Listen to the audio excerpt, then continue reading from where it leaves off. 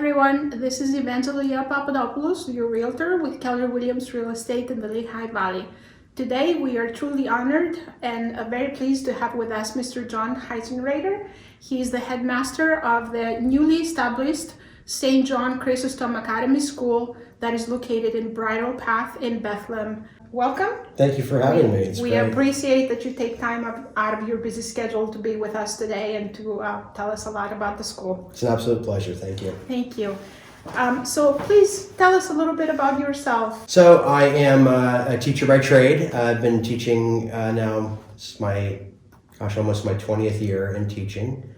And almost 8 years ago, got into school leadership in Texas. Was part of the charter school network of schools in Texas. And for those unfamiliar with charter schools, they're publicly funded schools that are able to really dictate what type of curriculum they want to use.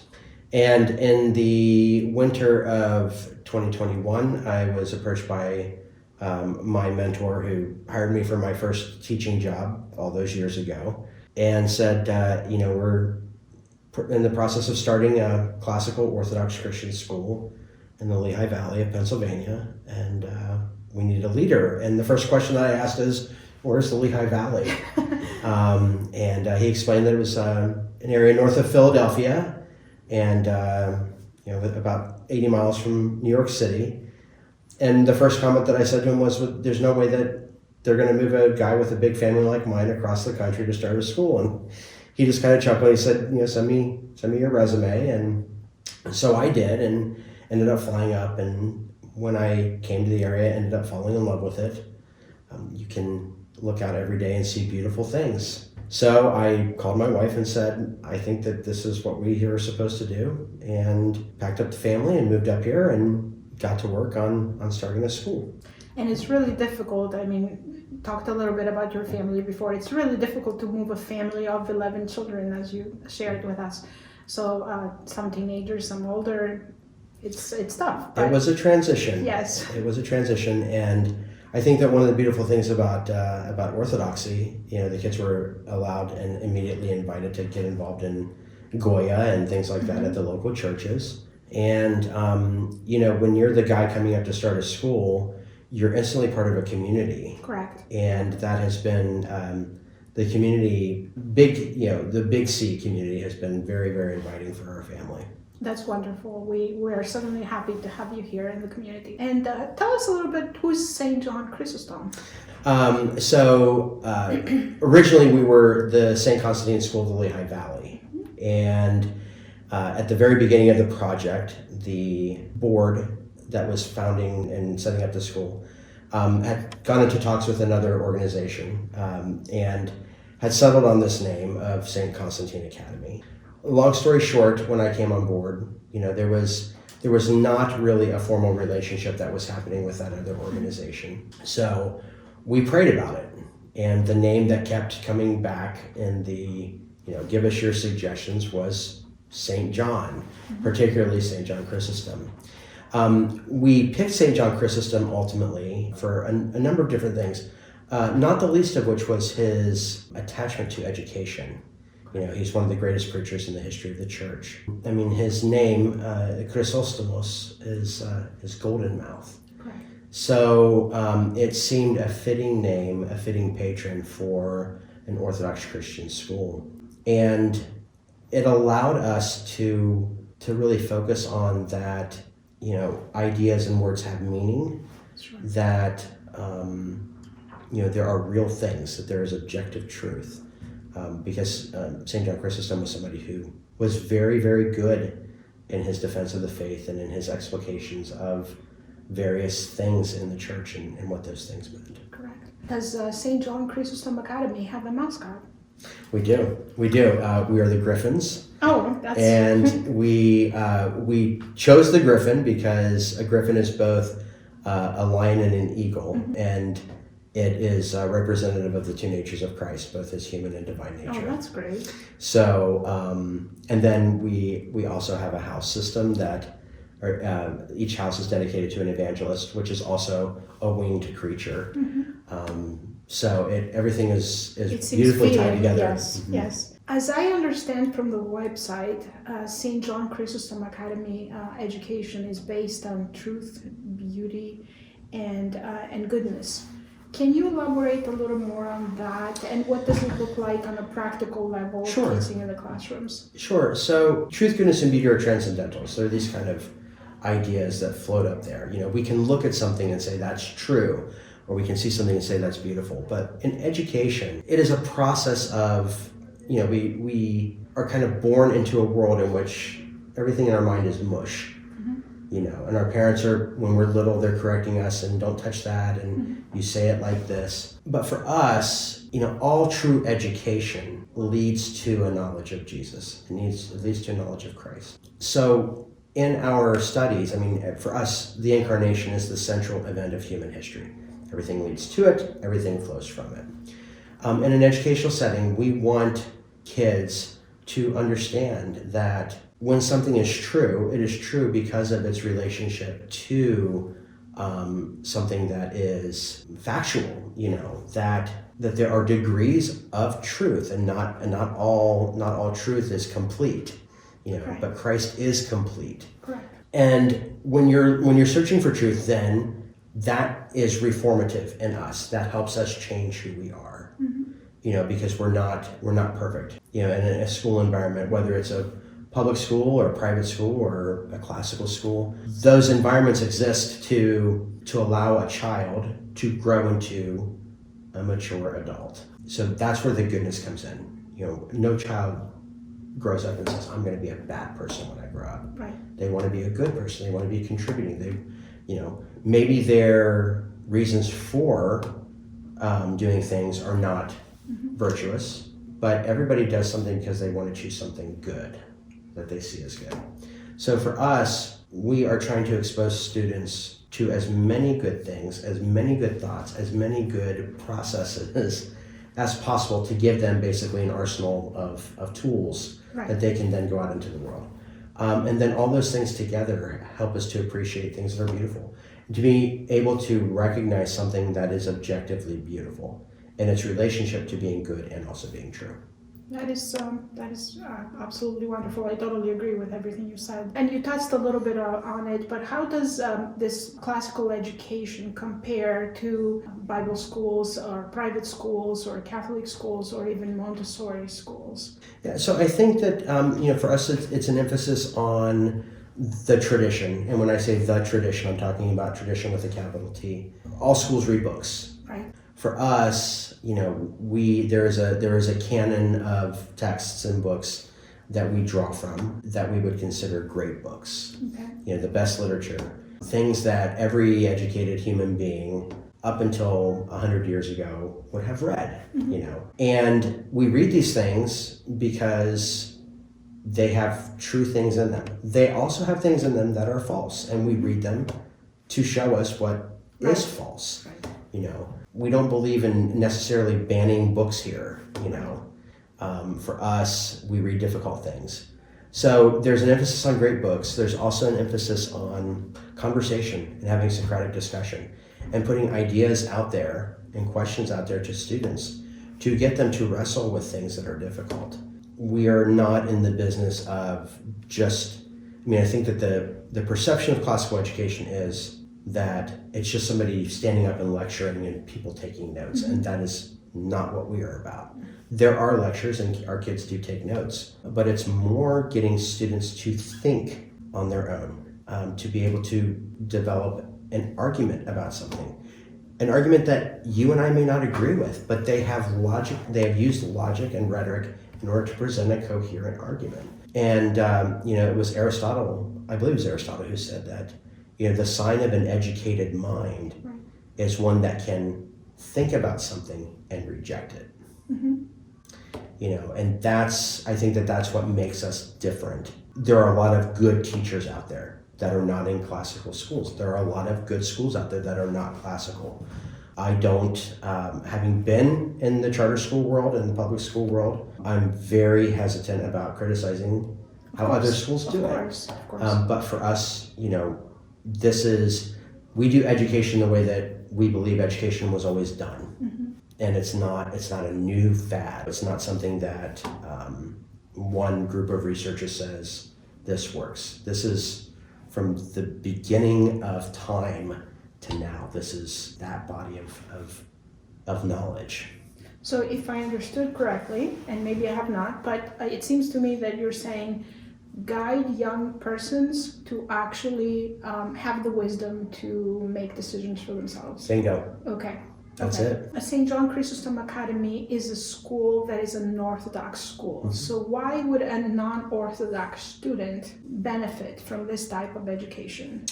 What would the experience of this education be for someone who's non-Orthodox? Yeah, that's a great question. So I think that from a moral and kind of spiritual atmosphere, the academy is very ripe with good things. Mm-hmm. The prayers that we say are prayers that every Trinitarian Christian would be fine with. Mm-hmm. We have a number of Roman Catholic students at this point who have done very well. Yeah. We focus oftentimes in discussions with them about things that happened before our churches split. But Orthodoxy is not sitting there with a Bible and hitting you over the head with it. Mm-hmm. Orthodoxy says, here's the faith. And it wants people to come to it of their own free will, of their own accord. Right. So for us, it dictates in our actions with students and in our actions with each other as colleagues and teachers, in our interactions with families, that everybody's created in the image and likeness of God. Correct. Yeah. That requires us to have and to behave a certain way. Do we do it perfectly? No, but it is woven into what we do as a school in a way which it doesn't feel preachy, and where even if you're not an Orthodox Christian, you can find some commonality with what we're doing. But there's a lot of Orthodox Christianity. When we talk about the saints, we talk about Theotokos, our students do go to liturgy, but we focus on virtue. We focus on those things that we believe will help us get to heaven.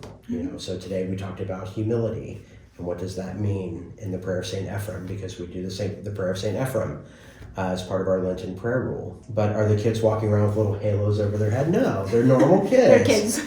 Yeah, and they're good kids. Yes. And on the whole, the kids are really well behaved. Yes. What can you tell us about the qualifications and the background of your teaching staff here at St. John Chrysostom Academy? All of our teachers are degreed. Many of them are degreed with advanced degrees. I have 2 PhDs on staff, both content experts. So when you get really above the 4th grade, I want people who've spent some time in their discipline. They are all, from a safety standpoint, they're all fingerprinted. They all go through FBI background checks, but they are all accomplished in some manner or form. Almost all of them have got life experience beyond college. They have been teachers. I have some of my grammar school faculty have been teaching for a long time, over 20 years. So it is, the qualifications are that, that you love your students and that you love what you do. You love your craft. And that I want teachers who have spent time thinking about how does the Pythagorean theorem work. Think of Dr. Stoppies, who, yes. And it's hard. It's hard to, when you're really, really intelligent, it's hard to bring that down to a teenager's brain. But our teenagers are smart enough to understand it. Mm-hmm. We just have to give them the tools to get there. It's not every day you get teachers who have PhD teaching students. So right, we are very, very fortunate. Absolutely, yeah. You have some great faculty. What is the current student-to-teacher ratio? I would say it's probably about 7 to 1. Our goal, when we are fully built out, is to have about 350 students. Okay. This year we started out with 28, which for a first-year school I think is respectable. We can only go higher we from can only here. Go higher. But I don't ever want to be bigger than 12 to 1. Okay. I think 12 to 1, if you get bigger than that, it starts to get a little bit challenging in the classroom. So for us, 12 to 1 is kind of the max. So there's a lot of personal attention. Are there any academic or athletic extracurricular activities here at St. John Chrysostom Academy? Yeah, so this year our students participated in math counts. Okay. So that was exciting. And we had a a local engineer who helped come in and train our students. We also have started what we call the Porphyrian Society, which is a tech club, because we have students who are interested in coding and all these different things that involve technology and science. We also have a very, very vibrant theater group that our kids are putting on The Sound of Music this year. Oh. So go big or go home, You have to let us know when it's done. Absolutely. But we have, we opened up interest to the community, to the homeschool community, and it's going to be quite the production. We're in the process of looking at adding cross country next year. Yeah. It's an easy sport to add, and also we have a lot of interest in that. And I've had some requests for both chess club, because our kids play chess at lunch, but also a debate society. So we're working on all those different things as we speak. That's good. Chess club. I love to watch that. I love chess. And how do students get to school? Is there public transportation? Yes. So we have students that are bused in from all of the surrounding school districts. Parents just have to let our office administrator know where they're coming from, and we'll get them the form. Okay. And they're very good about busing them in. They come from as far north as Nazareth and as far south as I can't think of the district, but down near East Penn School. East Penn, thank you. Okay, East Penn Schools. Okay. So they do bring them in for us, and others are close enough that their parents are able to drop them off. Parents watching may say, "This is all great. It sounds very promising, Mr. Heitzenrater, but I am concerned about the cost of a private education," and that's certainly a concern for a lot of families today. How much is the tuition at the St. John Chrysostom Academy? And why is the Chrysostom Academy maybe worth the money for their student? And is there any type of financial assistance? Sure. So we work with a third-party organization called FACTS. So we encourage all of our families that have financial need to apply for financial aid. It is determined by this third party, taking all kinds of things into consideration, what they would qualify for. And once that determination is made, then I take those numbers to the board, and the board votes to approve them. The board has been very generous with its awarding of that aid. If FACTS says that a family can afford, $3,000, then that's what we end up charging them. Our tuition is competitive with local Catholic schools. For grammar school grades 1 through 4, I think we start around $6,200. Mm-hmm. Middle school's in the $8,000 range, and then high school's in the $11,000 range. So the tuition is comparable to what other private schools are charging. As a guy with 11 kids, I'm very sympathetic to to cost. I just would encourage everybody to apply for financial aid. And sometimes if the first answer is no, to continue asking and to reach out to us. Because for us, the most important thing is educating students. Of course. There are lots of ways to help families. So, I think that we let the process work itself out. But if there's concern, to ask us, to call us, and we'd be happy to have that conversation. What would you say to parents who want to learn more about this St. John Chrysostom Academy School? So they can look us up at www.chrysostom Academy. So it's CHRYSOSTOM, Chrysostom Academy.org. And there's a contact form on there that they can click on, and it will go into our system and let us know that they're interested.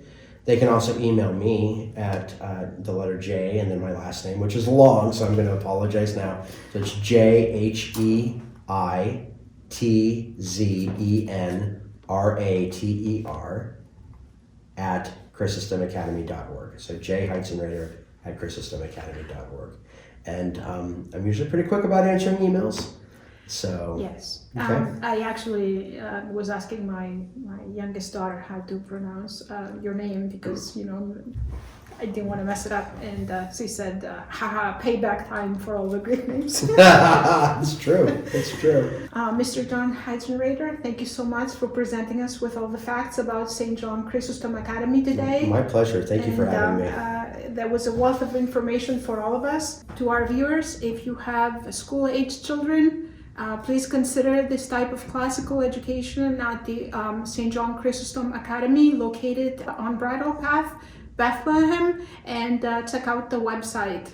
We can all agree that our children are our most valuable resource. Don't we owe it to them to find out more about this wonderful opportunity presented here today? This is Evangelia Papadopoulos with Keller Williams Real Estate. Thank you so much for watching.